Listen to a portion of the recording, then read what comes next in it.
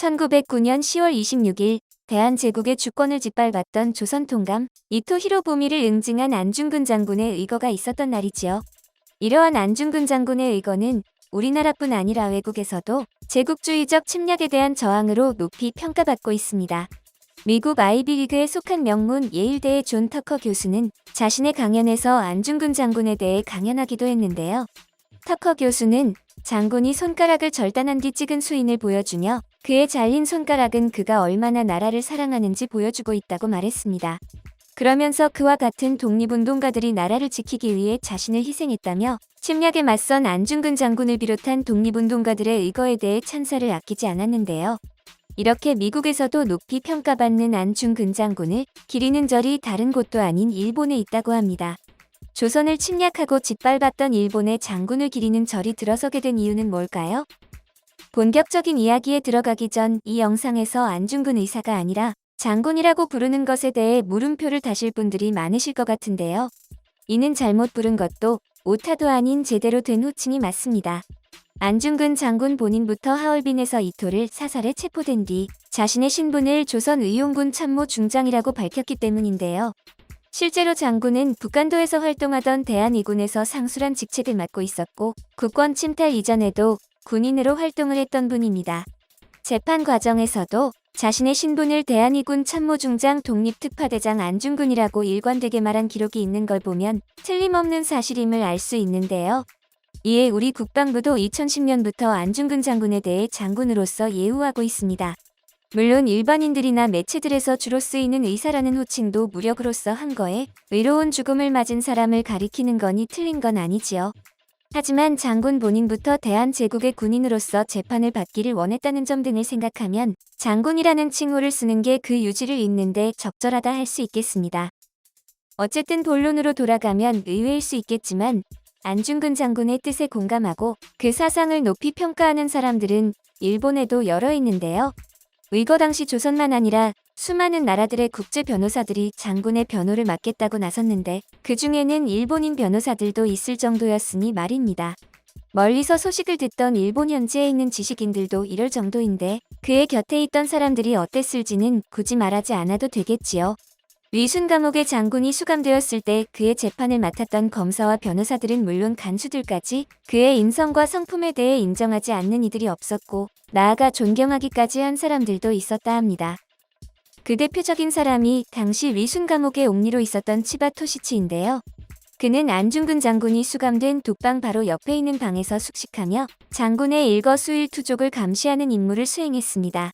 처음에는 당시 일본에서 영웅으로 칭송받던 이토를 사살한 장군을 용서할 수 없어 총까지 겨눴지만 그와 대화하면서 치바는 적개심을 내려놓았는데요. 그가 이토를 쏜 것이 사사로운 원한 때문이 아니라 동양 평화라는 대의를 위한 거였다는 걸 알게 되었고 그의 지조와 의연함, 당당함에 감복했기 때문입니다. 그 후 치바는 장군을 진심으로 존경하고 따르게 되었는데요. 장군같이 애롭고 훌륭한 인품을 가진 인물을 중죄인으로서 처형시켜야 한다는 사실에 너무나 괴로워할 정도였다고 합니다. 그런 치바를 안중근 장군은 군인으로서 나라를 위해 하는 일이니 어쩔 수 없는 일이라며 자신의 임무에 최후까지 충실하는 것이 군인의 본분이라고 위로해줬는데요. 자신의 목숨이 경각에 달했는데도 괴로워하는 적군의 간수를 위로하는 장군의 성품을 보면 적들도 존경할 만하다는 생각이 듭니다. 또한 치바는 우리가 안중근 장군하면 떠올리는 문구 중 하나인 위국 헌신 군인 본분이 세상에 전해질 수 있도록 했는데요. 해당 글귀는 장군이 사형 집행 2시간 전에 썼던 건데 장군은 이를 포함한 자신의 유묵들을 세상을 떠나기 전 그를 존경했던 치바에게 맡겼던 겁니다. 유묵을 전달받은 치바는 장군의 사형이 집행되자 부모를 잃은 것처럼 몹시 슬퍼했고 죄책감에 군에서 제대를 하고 유묵과 함께 고향인 미야기현 쿠리아라로 돌아갔는데요. 이곳이 바로 지금도 안중근 장군을 기리고 있는 절이 있는 곳입니다. 치바는 경찰과 철도원 등으로 생업에 종사하면서도 집안에 안중근 장군을 위한 불단을 만들고 하루도 빠짐없이 절을 올렸는데요.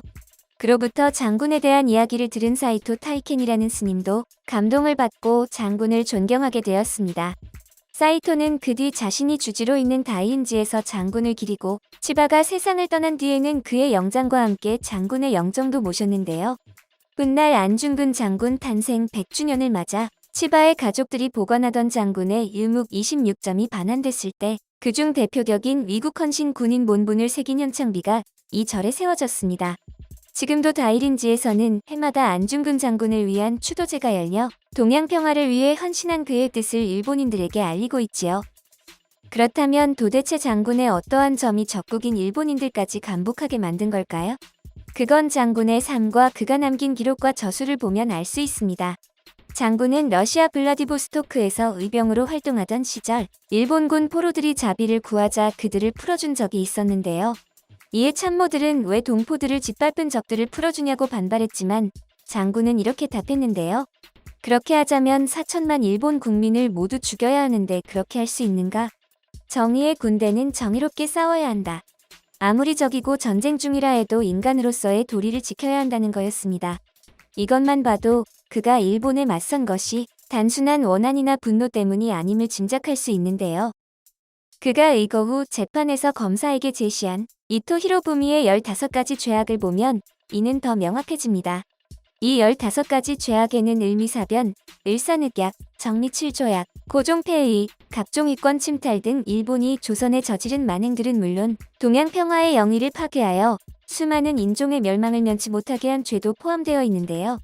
이는 이토와 통감부가 조선에서 저지른 만행이 조선뿐만 아니라 나아가 아시아 전체의 평화에 해가 될 것이라 보고 이토를 처단했음을 말해줍니다. 그가 한국이 무사태평한 것처럼 메이지 덴노를 속인 것과 메이지 덴노의 아버지인 고메이 덴노 독살에 가담한 것도 죄악으로 제시하는 등 일본 입장에서도 이토는 용서받을 수 없는 죄를 지었다고 역설했는데요. 이 또한 안중근 장군의 의거가 한국을 넘은 동양 전체의 평화를 위해 이뤄졌음을 알 수 있게 해줍니다. 이러한 장군의 사상은 동양평화론이라는 글을 보면 알 수 있는데요. 이 글은 사형 직전 위순 감옥에 수감됐을 때 썼던 거라 서론과 목차만 써진 상태로 남았지만 그가 조선만이 아니라 아시아 전체의 공동번영과 평화를 생각하고 있었음을 보여줍니다. 장군은 동양평화론의 서문에서 서구 열강이 동양으로 뻗쳐오는 환난을 동양 사람이 일치단결에 방어함이 최선 책임에도 일본은 이웃인 조선을 치고 우위를 끊어 스스로 방일 지세를 만들었다고 주장했는데요. 이는 그의 이토 처단이 아시아 전체의 평화와 번영을 외면한 자국 이기주의적인 일본의 행태에 경종을 울리기 위한 거였음을 말합니다. 이에 대한 대안으로 장군은 위순을 중립지대로 해 한국과 일본, 청 3국이 협력하는 기구를 만들고 공동은행을 설립해 공용화폐를 사용하고 동양평화를 위한 연합군을 창설하자고 주장했는데요. 어디서 많이 들어보신 것 같지요? 그렇습니다. 안중근 장군은 현재 유럽의 이와 같은 공동번영과 평화를 위한 체제를 아시아에서 구현하고자 했던 겁니다.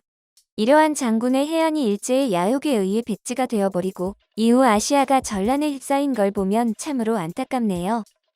동양 평화와 아시아의 공동 번영을 꿈꾸었던 안중근 장군의 사상에 일본인들도 감복할 수밖에 없었는데요. 장군의 재판을 맡았던 히라이시 우지히토 위순 고등법원장도 장군이 쓴 동양 평화론의 감명을 받아 완성할 수 있게 하려고 사형 집행을 가능한 미루려고 했을 정도였다고 합니다. 이후 90년대 일본 ABC 방송국에서 놀라운 20세기 슬픈 테러리스트의 진실이라는 제목으로 장군의 의거에 대해 다룬 다큐멘터리가 방영되는 등 일본인들도 그가 단순한 테러리스트로 폄하될 인물이 아님을 알고 있는데요. 역사학자이자 도쿄대 명예교수인 와다 하루키도 이토 히로부미의 통치는 한국과의 문화적 차이로 인해 강제 합병 첫 단계로 인식돼 큰 저항심을 일으켰다며 안중근 장군이 그를 죽였다고 책망해서는 안 된다며 의거의 정당성을 인정했습니다. 이토에 대해 긍정적으로 평가하는 사람 중에도 장군의 의거에 대해서는 긍정적으로 보는 이들이 있는데요. 국내에도 번역되어 출간된 이토 평전의 저자 이토 유키오는 이토의 죽음을 안타까워하면서도 그를 사살한 안중근 장군에 대해 탓하지 않았습니다. 오히려 장군의 잘못은 없고 그의 독립운동 역시 폄훼할 수 없다며 본인도 장군을 알게 된 후 그 인간성에 반했다고 하는데요. 이토를 옹호하는 학자도 반하게 만드는 안중근 장군 당시는 대체 안타깝게도 이렇게 일본인들도 존경하는 안중근 장군의 유해는 사형 후 110년이 넘은 지금까지도 행방을 알 수 없는데요. 장군이 사형된 위수는 이미 30년대 이후 개간과 개발이 이루어져 당시의 모습을 찾기 힘든 데다 시신이 어디에 매장됐는지 기록도 남아있지 않아 발굴이 어려운 상황입니다. 이런 가운데 2019년 5월 위순의 기독교 묘지에 장군의 유해를 옮겼다는 당시 러시아 언론의 기사가 발견돼 화제가 되었는데요. 확인 결과 1880년대 위순에 거주하던 덴마크인에 의해 기독교 묘지가 만들어졌음이 밝혀져 이에 대한 조사가 이뤄질 수 있을 것으로 전망됐습니다만 안타깝게도 이듬해 터진 코로나 사태 등으로 실제 조사는 이뤄지지 못했고 현재도 안중근 장군 유해 발굴은 큰 진척이 없는 상황입니다. 하루빨리 유해를 찾아서 홍범도 장군이 그랬던 것처럼 안중근 장군도 해방된 조국에서 편히 잠들 수 있었으면 좋겠네요.